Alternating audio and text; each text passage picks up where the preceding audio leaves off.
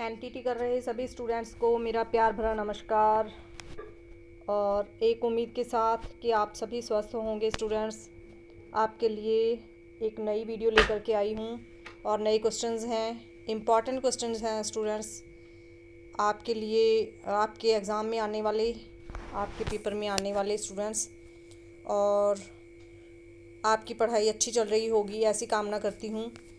तो स्टूडेंट्स, आज मैं आपके लिए सभी विटामिन्स की वीडियो लेकर के आई हूँ। इस वीडियो में सभी विटामिन्स हैं और उनके डिटेल्स हैं जो मैं आपके साथ शेयर करूँगी। और मैं आपसे एक बात कहना चाहती हूँ और बताना चाहती हूँ कि स्टूडेंट्स, आपके लिए जो ये बड़े बड़े क्वेश्चंस हैं, आपको ये सारे क्वेश्चंस A to Z नहीं लिखने हैं, आपको इनमें से शॉर्टकट करके क्वेश्चंस लिखने हैं। आप लोग इनमें से मेन पॉइंट्स उठाइए।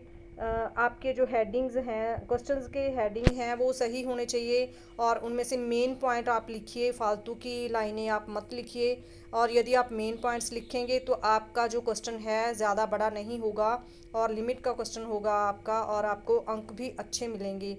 तो यदि मैं पूरा क्वेश्चन इसमें यहाँ पे रीड करती हूँ तो ये बात नहीं है, इसका मतलब ये नहीं है कि आपको A to Z सारा क्वेश्चन लिखना है। आपको इसमें से मेन पॉइंट उठा के लिखने हैं अपने हेडिंग में और उसकी डिटेल लिखनी है। तो फालतू की बातें हम मत लिखिए, तो आपका क्वेश्चन जो है पूरा हो जाएगा और आसानी से पूरा हो जाएगा और आपको अंक भी अच्छे मिलेंगे। तो स्टूडेंट्स, हम देख लेते हैं हमारा आज का क्वेश्चन। हमारे आज के क्वेश्चन में सभी विटामिन्स हैं, ए से लेकर के विटामिन्स तक, ये इसमें सभी हैं और उनमें से कोई भी विटामिन्स आपसे पूछे जा सकते हैं। तो यदि मैं सभी विटामिन्स की वीडियो आपके लिए बना रही हूँ तो इसका मतलब ये नहीं है कि सभी विटामिन्स ही आपको आएंगे, इसमें से कोई भी विटामिन आपसे पूछा जा सकता है। तो चलिए हम शुरू करते हैं हमारा आज का वीडियो। तो देख लेते हैं, ये मैं आपके लिए एक एग्जाम्पल के तौर पर क्वेश्चन लेके आई हूँ जिसके माध्यम से आपको क्वेश्चन पूछा जा सकता है कि निम्नलिखित में से किन्हीं दो के स्रोत और कार्य बताइए। तो यहाँ पे सिर्फ दो के स्रोत और कार्य नहीं हैं, सभी विटामिन्स हैं यहाँ पे। ये एक एग्जाम्पल के तौर पे मैंने आपसे क्वेश्चन शेयर किया है कि ऐसे स्टाइल में आपको क्वेश्चन पूछा जा सकता है। तो चलिए हम देख लेते हैं कि हमारे विटामिन्स कौन से हैं। यहाँ पे हमारा पहला विटामिन है स्टूडेंट्स, विटामिन ए। हम विटामिन ए से हमारा वीडियो शुरू करते हैं। तो चलिए हम देख लेते हैं इसकी डिटेल क्या है, विटामिन ए क्या है और इसके स्रोत क्या हैं और ये कौन से पदार्थों में पाया जाता है। तो चलिए इसका डिटेल देख लेते हैं। विटामिनों की खोज में सर्वप्रथम विटामिन ए को खोजा गया था। वैज्ञानिकों ने यह पाया कि मछली के तेल तथा मक्खन में ऐसे तत्व हैं जो कि वृद्धि के लिए सहायक होते हैं। इस तत्व को ही विटामिन ए के नाम से जाना गया। तो इसमें कुछ भी नहीं है, आपको सिर्फ बताया गया है कि जो विटामिन सबसे पहले वैज्ञानिकों ने विटामिन ए को खोजा था और उन्होंने विटामिन ए को मछली के तेल और मक्खन में पाया था। इसके जो तत्व हैं वो मछली के तेल और मक्खन में पाए थे। और ये जो ए है, विटामिन ए है, वृद्धि के लिए सहायक है और इसको विटामिन ए का नाम दिया गया। तो यहाँ पे बहुत ही आसानी वाली लाइनें जो हैं आपके लिए, आप खुद लिख सकते हो। तो आगे देख लेते हैं स्टूडेंट्स, विटामिन ए को वृद्धि प्रवर्तक कारक भी कहा जाता है। तो विटामिन ए का नाम है यहाँ पर वृद्धि प्रवर्तक कारक। तो आपको विटामिन ए का नाम याद कर लेना है। क्या नाम है? वृद्धि प्रवर्तक कारक विटामिन का ए का नाम यहाँ पे बताया गया है, क्योंकि यह शरीर को वृद्धि के लिए आवश्यक है और इसे संक्रमण रोधी विटामिन भी कहा जाता है, क्योंकि यह संक्रमण से शरीर की रक्षा करता है। विटामिन ए के अंतर्गत दोनों एक पूर्व निर्मित विटामिन रेटिनॉल तथा एक पूर्वगामी या पूर्व विटामिन बीटा कैरोटीन का समावेश होता है। और यहाँ पर वनस्पतिक खाद्य पदार्थों में रेटिनॉल नहीं होता, बल्कि इनमें कुछ पीले तथा लाल रंग के वर्णक पाए जाते हैं। तो यहाँ पर विटामिन ए जो है वनस्पतिक खाद्य पदार्थों में रेटिनॉल नहीं होता है और बल्कि उन्होंने बताया है कि पीले तथा लाल रंग के वर्णक पाए जाते हैं। इसमें ये भी मेन पॉइंट है, और पीले तथा लाल रंग के वर्णक जो हैं इसमें पाए जाते हैं। तो इन वर्णकों को ही कैरोटीनाइड या बीटा कैरोटीन कहते हैं। शरीर में कैरोटीनाइड वर्णक रेटिनॉल में परिवर्तित हो जाते हैं, इसीलिए इन कैरोटीनाइड वर्णकों को रेटिनॉल का पूर्वगामी रूप कहते हैं। लगभग 30% बीटा कैरोटीन जो है आंतरीय श्लेष्मला में रेटिनॉल में परिवर्तित हो जाता है। यह क्रिया कुपोषण से ग्रस्त बच्चों में तथा ऐसे बच्चों में जिन्हें दस्त हो रहे होते हैं बहुत कम होती है। तो यहाँ पे आपको यहाँ तक ही ये जो पॉइंट है लिखना है कि जिन्हें दस्त हो रहे होते हैं और इसकी जो कुपोषण से ग्रस्त बच्चे जो होते हैं, ऐसे बच्चों में जिन्हें दस्त हो रहे होते हैं बहुत कम होती है और पित्त लवणों से रेटिनॉल तथा बीटा कैरोटीन दोनों का अवशोषण सुसाध्य हो जाता है। ये लाइन आपको नहीं लिखनी है, आपको दस्त हो रहे हैं बहुत कम होती है, यहाँ तक ही आपको पॉइंट लिखना है। तो आगे हम देख लेते हैं कि हमारे पास क्या है। लगभग 6 माइक्रोग्राम बीटा कैरोटीन, और ये सूत्र हमें बताया गया है कि जो है लगभग 6 microgram beta carotene minus carotene और बराबर है हमारे पास 1 माइक्रोग्राम रेटिनॉल। ये सूत्र आपको लिखना है। तो यहाँ तक आपको जैसे मैंने आपको बताया कि जिन्हें दस्त हो रहे होते हैं बहुत कम होती है, यहाँ तक आपको ये पॉइंट लिख कर कि यहाँ पे आपको सूत्र लिख देना है। लगभग 6 microgram beta carotene, 6 microgram beta minus carotene और यहाँ पे इक्वल टू 1 माइक्रोग्राम रेटिनॉल। तो ये सूत्र आपको ज़रूर लिखना है। तो आगे देख लेते हैं विटामिन ए के कार्य। तो पहला पॉइंट है वृद्धि में सहायक। विटामिन ए के क्या कौन से कार्य हैं? पहला पॉइंट है वृद्धि में सहायक है विटामिन ए। यह शरीर की वृद्धि, विशेष रूप से हड्डियों तथा कोमल ऊतकों की वृद्धि के लिए अति आवश्यक है। शरीर में विटामिन ए की कमी होने पर हड्डियां पूरी तरह से बढ़ नहीं पाती, जिससे पूरे शरीर की वृद्धि प्रभावित हो जाती है। आपको पता है ये वृद्धि के लिए है विटामिन ए। तो यहाँ पे पहला पॉइंट वृद्धि में कैसे सहायक है आप अपने आप लिख सकते हो। दूसरा पॉइंट है सामान्य दृष्टि बनाए रखना। तो ये विटामिन ए जो है आँखों के लिए भी सहायक है और ये हमारी जो नज़र है उसे सामान्य बनाए रखने में हमारे लिए सहायक है। सामान्य दृष्टि के लिए विटामिन ए अति आवश्यक है। इस कार्य को समझने के लिए पहले आँख की संरचना को जानना आवश्यक है। नीचे दिए गए चित्र 2.3 में आँख का एक चित्र दिखाया गया है। स्टूडेंट्स ये लाइन आपको नहीं लिखनी है, नहीं तो आपको चित्र बनाना पड़ेगा। तो आपको ये इस कार्य को समझने के लिए पहले आँख की संरचना को जानना आवश्यक है। बस यहाँ पे तक लिखनी है। ये चित्र 2.3 वाली लाइन आपको नहीं लिखनी है और आपको चित्र इसका नहीं बनाना है। तो यहाँ पे आगे हमारे पास है विटामिन बी समूह। विटामिन बी देख लेते हैं। ये यहाँ पे हमारा पहला पॉइंट था विटामिन ए, इसको हमने पढ़ लिया है। और विटामिन बी देख लेते हैं।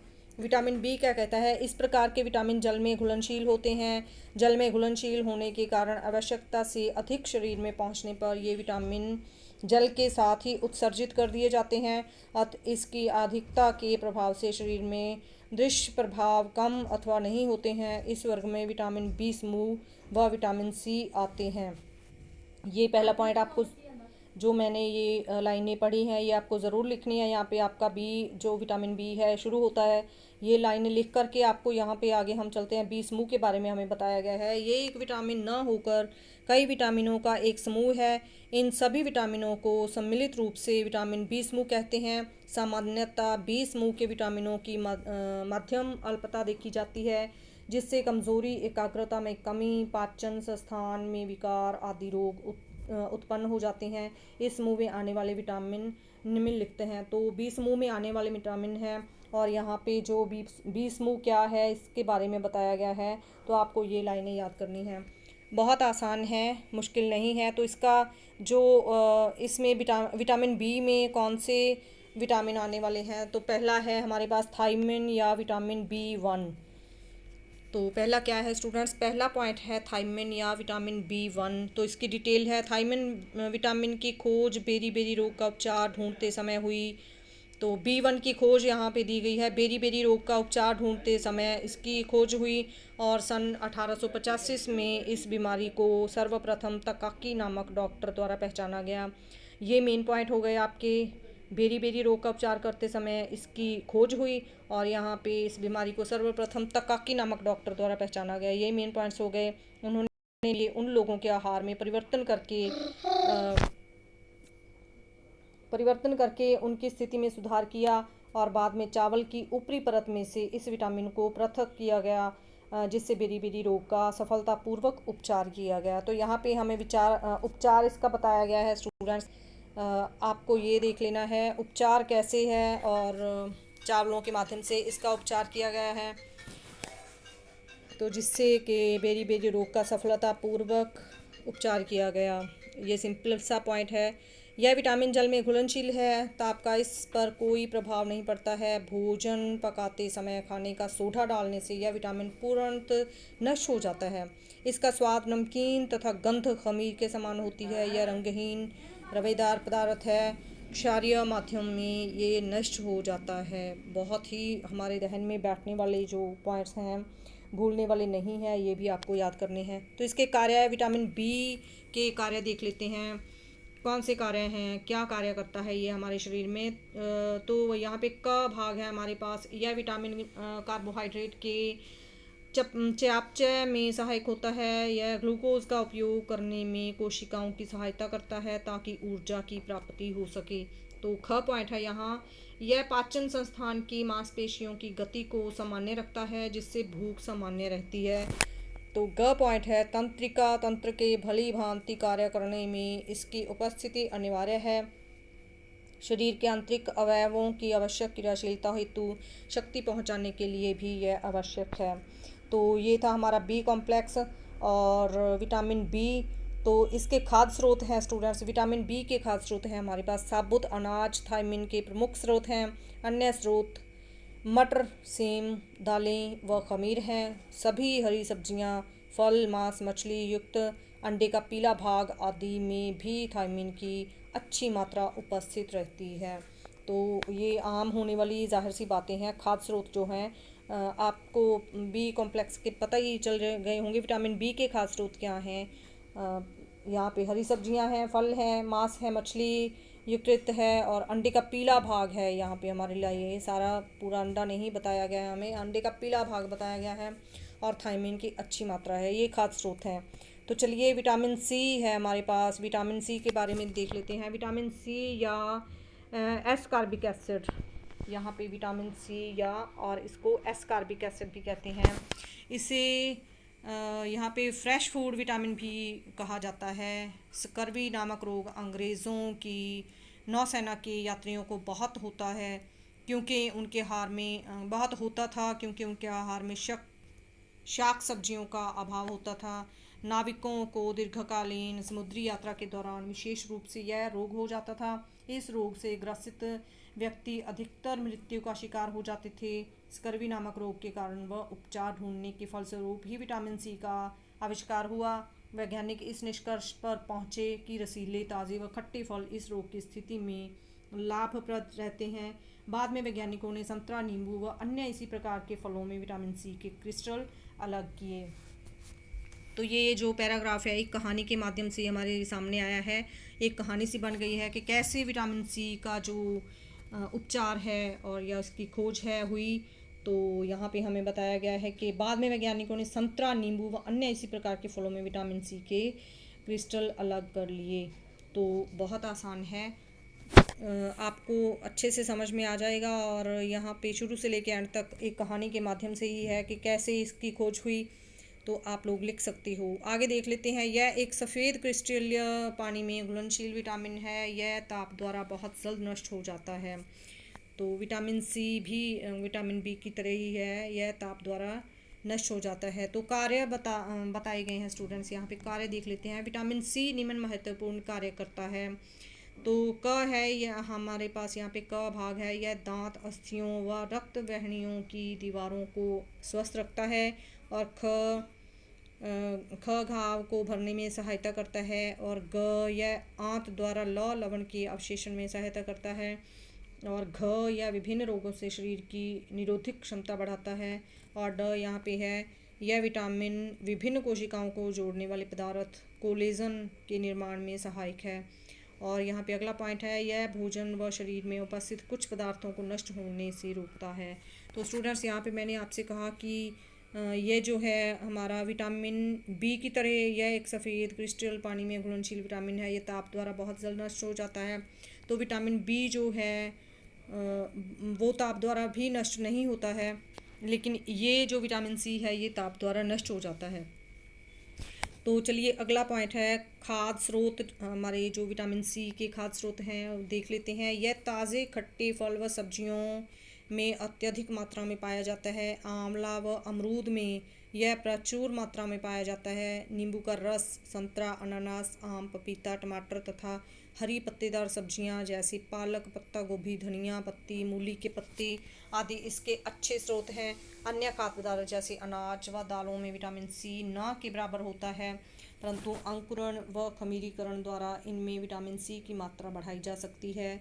पशुजन्य खाद्य पदार्थों जैसे मछली, मांस, दूध, पोल्ट्री तथा अंडों में विटामिन सी की मात्रा बहुत कम होती है। तो बहुत ही आसान इसके खाद्य स्रोत जो हैं आपको पता चल गया होगा कि कौन कौन से फलों और सब्जियों में या जो पशुवर्धक जो खाद्य पदार्थ हैं कौन कौन से पदार्थों में विटामिन सी होता है। तो चलिए आगे है हमारे पास विटामिन डी। विटामिन डी को देख लेते हैं कौन कौन से पदार्थों में हमें विटामिन डी क्या है और उसकी खोज का पता चलता है, कैसे चलता है। तो चलिए देखते हैं। वैज्ञानिकों ने रिकेट्स नामक रोग को कार्ड मछली के यकृत के तेल द्वारा ठीक किया। तो ये मेन पॉइंट आपका हो जाता है। बाद में इस रोग में लाभप्रद सिद्ध हुआ वह तत्व जो इस तेल में उपस्थित हुआ उसे विटामिन डी का नाम दिया गया। विटामिन डी शरीर द्वारा सूर्य के प्रकाश की उपस्थिति में त्वचा के नीचे उपस्थित एक पदार्थ में बनता है। तो ये सूर्य के प्रकाश में त्वचा के नीचे उपस्थित एक पदार्थ से बनता है और तो इसे सनशाइन विटामिन भी कहा जाता है। तो ये मेन पॉइंट हो गया आपका कि ये सूर्य के प्रकाश में बनता है और इसे सनशाइन भी कहा जाता है। इसलिए विटामिन डी की आवश्यकता की पूर्ति के लिए हमें भोजन पर आश्रित रहने की आवश्यकता नहीं होती। धूप ग्रहण करना विटामिन डी प्राप्त करने का सबसे आसान तरीका है। बहुत ही सिंपल पॉइंट है। तो चलिए विटामिन डी के कार्य देख लेते हैं, कौन से कार्य करता है विटामिन डी। तो का भाग है, पहला पॉइंट है हमारे पास विटामिन डी कैल्शियम व फास्फोरस के चयापचय में सहायक होता है। ख पॉइंट है जो यह रक्त में कैल्शियम व फास्फोरस की मात्रा को नियंत्रित करता है। और ग है यह हड्डियों व दांतों के निर्माण में सहायक है तथा यह उन्हें मजबूत व स्वस्थ भी बनाता है। कुछ खनिज लवण जैसे कैल्शियम तथा फास्फोरस हड्डियों में निक्षेपित हो जाते हैं तथा हड्डियों को मजबूत तथा सख्त बनाते हैं।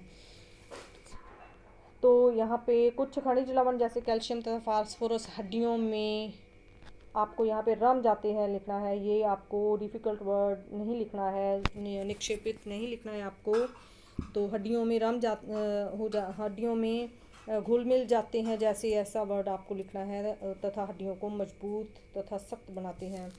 तो हड्डियों में खनिज लवणों के निक्षेपण की प्रक्रिया को खनिजन कहते हैं। तो निक्षेपण नहीं लिखना है, लवणों के साथ घुलने मिलने की प्रक्रिया को खनिजन कहते हैं। और विटामिन डी खनिजन की प्रक्रिया में दो प्रकार से सहायता करता है। तो पहला पॉइंट है कैल्शियम तथा फास्फोरस के अवशेषण में सहायता करके, और दूसरा पॉइंट है हड्डियों में कैल्शियम तथा फास्फोरस के निक्षेपण में सहायता करके। और अगला पॉइंट है घ या शारीरिक वृद्धि के लिए आवश्यक होता है। तो इसके खाद्य स्रोत हैं। विटामिन डी के खाद्य स्रोत देख लेते हैं स्टूडेंट्स हम। विटामिन डी सूर्य प्रकाश तथा खाद्य पदार्थ दोनों से उत्पन्न होता है। तो पहला पॉइंट है विटामिन डी के खाद्य स्रोत स्टूडेंट्स सूर्य प्रकाश तथा खाद्य पदार्थ दोनों में उत्पन्न होता है ये। तो पहला पॉइंट है सूर्य प्रकाश।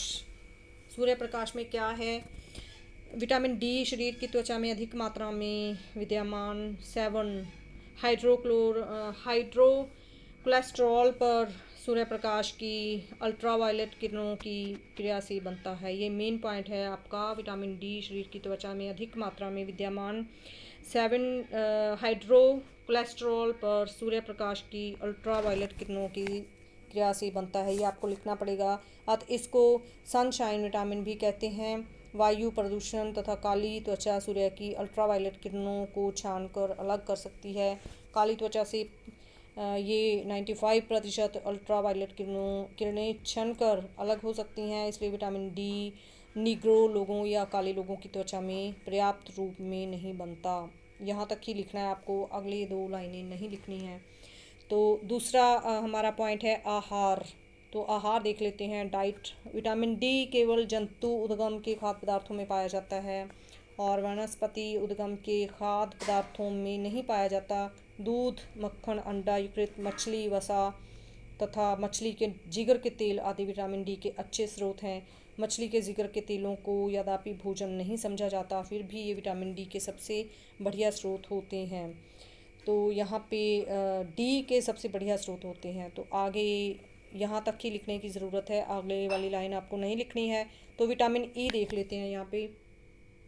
विटामिन ई मनुष्यों व जंतुओं में प्रजनन संस्थानों की क्रियाशीलता हेतु अत्यंत आवश्यक है। विटामिन ई के आंतरिक भित्ति में अवशेषित होने के लिए वसाओं एवं पित्त लवणों की आवश्यकता होती है। तो विटामिन ई के क्या कार्य है? हमारे शरीर में विटामिन ई का मुख्य कार्य है अतृप्त वसा अम्लों विटामिन ए तथा विटामिन सी को सुरक्षा प्रदान करना। यह शरीर तथा भोजन दोनों में ही इन पदार्थों को नष्ट होने से रोकता है। इसके अलावा इसके द्वारा किए जाने वाले कुछ अन्य कार्य निम्नलिखित हैं। तो विटामिन ई क्या है स्टूडेंट्स? ये विटामिन ए और विटामिन सी को सुरक्षा प्रदान करता है और शरीर और भोजन दोनों ही पदार्थों को नष्ट होने से रोकता है। तो यहाँ पे इसके कार्य देख लेते हैं। पहला पॉइंट है, यह पेशियों को बढ़ावा देता है और पेशियों के विकास के लिए आवश्यक है। दूसरा पॉइंट है, यह धमनी कलाकाठिन्य से होने वाले धमनियों से होने वाले स्टूडेंट्स, ये नहीं डिफ़िकल्ट वर्ड नहीं लिखना आपको, यहाँ पे लिखा हुआ है धमनी कलाकाठिन्य, तो ये आपको नहीं याद रहेगा। आपको क्या लिखना है यहाँ पे? यह धमनियों से होने वाले करोनरी हृदय रोग की रोकथाम करता है। तो ये मुझे भी डिफ़िकल्ट लग रहा है, तो आपके लिए मैं आसानी कर देती हूँ। यह धमनियों से होने वाले कॉर्नरी हृदय रोग की रोकथाम करता है। तो अगला पॉइंट है हमारे पास, यह रक्त अपघटन या रक्त संलयन से लाल रक्त कोशिकाओं की रक्षा करता है। तो चौथा पॉइंट आप लोग, ये जो बड़े बड़े पॉइंट है आप छोड़ दीजिए, चौथा पॉइंट हम नहीं करते हैं। तो यहाँ पे पांचवा पॉइंट है स्टूडेंट्स, ये शॉर्टकट आपकी भलाई के लिए कर रही हूँ मैं। यदि आपको ये सोचना है कि मैडम ये पॉइंट छोड़ रहे हैं, तो आपको जैसा अच्छा लगता है आप समझें, लेकिन ये मैं शॉर्टकट आपके लिए, आपकी भलाई के लिए करवा रही हूँ। ये चौथा पॉइंट हमने नहीं पढ़ना है। तो यहाँ पे पांचवा पॉइंट है, इससे वृद्धावस्था की रोकथाम होती है और या फिर ये देर से आती है। तो छठा पॉइंट है यहाँ पे, यदि हमारे लिए आसान होता है, देखिए ये छठा पॉइंट भी हमें नहीं लिखना है क्योंकि हमें क्वेश्चन पूरा करना है, तो यहाँ पे छठा पॉइंट छोड़ देते हैं। 7 पॉइंट है यहाँ पे, इससे कैंसर विकसित नहीं हो पाता है। और 8वां पॉइंट है, ये रोग क्षम अनुक्रिया को उन्नत करता है। विटामिन ई यकृत, पेशी तथा शरीर की वसा में संचित होता है। तो 9वां पॉइंट है यहाँ पे, विटामिन ई असंतृप्त वसीय अम्लों के ऑक्सीकरण को रोकता है और एक ऑक्सीकरण रोधी ये के रूप में कार्य करता है। तो 10वां पॉइंट है, यह कोशिका कलाओं को दृढ़ता एवं अखंडता को बनाए रखने में मदद करता है। तो यहाँ पे आपको 10 में से यदि आप यहाँ पे इसके जो कार्य हैं 5 भी लिख देंगे तब भी आपको उतने ही अंक मिलेंगे स्टूडेंट्स, क्योंकि आपका जो क्वेश्चन है वो पूरा होना चाहिए और इसमें मेन पॉइंट्स होने चाहिए। तो मैंने आपको ये छुड़वाया है। तो जो डिफ़िकल्ट वर्ड हैं मैंने आपको यहाँ पे छोड़ने के लिए कहा है, वैसे ही आपको ये क्वेश्चन लिखना है। तो इसके खाद्य स्रोत देख लेते हैं स्टूडेंट्स हम। यह व्यापक रूप से खाद्य पदार्थों में पाया जाता है। विटामिन ई के सबसे बढ़िया स्रोत वनस्पति तेल है और यह मछली के जिगर के तेलों में भी पाया जाता है। यह अंकुरित अनाज या चने, गहरी हरी पत्तियाँ वाली सब्जियों, फलियों, सूरजमुखी के बीजों, सोयाबीन, बिनौलों, मकई और काष्ठफलों, दूध, मक्खन और अंडे की जर्दी आदि से मिलता है। जंतु उद्गम के आहारों में विटामिन ई कम होता है। और बार बार ये रिपीट होकर के आपके लिए वर्ड आ रहे हैं, आपके लिए लाइनें आ रही हैं, तो आपको ये याद रखना है कि कौन सी ये लाइनें आपको किस किस पॉइंट में लिखनी है। तो बार बार वही जो रिपीट करके आपके पास पॉइंट्स आ रहे हैं। तो आगे चलते हैं, विटामिन के देख लेते हैं स्टूडेंट्स क्या है। वैज्ञानिकों ने अपने प्रयोगों द्वारा यह सिद्ध किया है कि विटामिन के रक्तस्राव को रोककर रक्त का थक्का जमाने में सहायक होता है। इसी विशेषता के कारण विटामिन के को रक्त का थक्का जमाने वाला विटामिन भी कहा जाता है। विटामिन के एक पीले रंग का पदार्थ है जो ताप से अप्रभावित रहता है और सूर्य के प्रत्यक्ष प्रकाश में नष्ट हो जाता है। तो ये यहाँ पे सूर्य के प्रत्यक्ष प्रकाश में नष्ट होता है स्टूडेंट्स, जो विटामिन ए है। और विटामिन के एक पीले रंग का पदार्थ है जो ताप से अप्रभावित रहता है और सूर्य के प्रत्यक्ष प्रकाश में नष्ट हो जाता है। ये मेन पॉइंट है आपके लिए। जितना भी ये पैराग्राफ है विटामिन के मेन पॉइंट्स हैं, सभी आपको लिखने पड़ेंगे। तो विटामिन के कार्य देख लेते हैं। विटामिन के शरीर में रक्त के जमने में मदद करता है, और क्योंकि यह यकृत में प्रोथ्राम्बिन नामक प्रोटीन के बनने से संबंधित है। और यहाँ पे प्रोथ्राम्बिन जो है पॉइंट आपको लिखना पड़ेगा, क्योंकि इसको हम नहीं मिटा सकते हैं। ये यकृत में प्रोथ्राम्बिन नामक प्रोटीन के बनने से संबंधित है। तो जो रक्त के जमने के लिए आवश्यक है, इसकी कमी होने पर शरीर के किसी भी स्थान से रक्तस्राव होने लगता है। अतः इसे रोग के स्कंदक अर्थात रक्त को जमाने वाले के रूप में अथवा रक्तस्राव को रोकने के लिए प्रयोग में लाया जाता है। इसलिए इसको रक्तस्राव रोधी विटामिन भी कहा जाता है।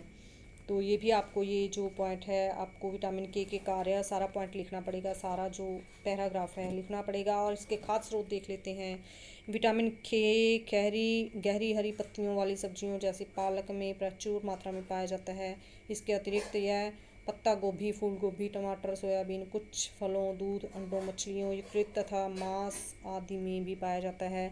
गाय का दूध मानक दूध की अपेक्षा बढ़िया होता है, क्योंकि गाय के प्रति लीटर दूध में 60 माइक्रोग्राम विटामिन के होता है, जबकि प्रति लीटर मानव दूध में 15 माइक्रोग्राम विटामिन के होता है। विटामिन के 2 सामान्य आंत्रिय जीवाणुओं की क्रिया द्वारा बड़ी आंत में बनता है।